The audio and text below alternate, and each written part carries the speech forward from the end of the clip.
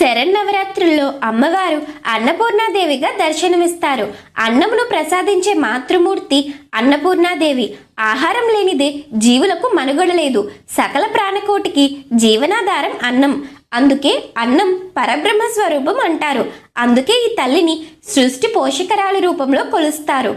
ఆది భిక్షువైన ఈశ్వరునికి భిక్ష పెట్టిన అమ్మ అన్నపూర్ణాదేవి. కావున ఈ తల్లిని స్మరించుకోవటం వల్ల మేధాశక్తి వృద్ధి చెందడంతో పాటు మధుర భాషణం, సమయస్ఫూర్తి, బుద్ధి, వాక్సిద్ధి, ఐశ్వర్యం, సంపద ప్రసాదిస్తుందని భక్తుల విశ్వాసం. ఓ చేతిలో అక్షయ పాత్ర, మరో చేతిలో గరిట పట్టుకొని అమ్మవారు సకల జీవరాశుల ఆకలి దప్పికలను తీరుస్తారు. అమ్మవారు ధరించిన అక్షయ పాత్ర సకల శుభాలను అందిస్తుంది. ఈ రోజు అమ్మవారిని గంధం రంగు, లేత గోధుమ రంగు దుస్తులతో అలంకరిస్తారు. తెల్లని పుష్పాలతో పూజ చేస్తారు. అదేవిధంగా ఈరోజు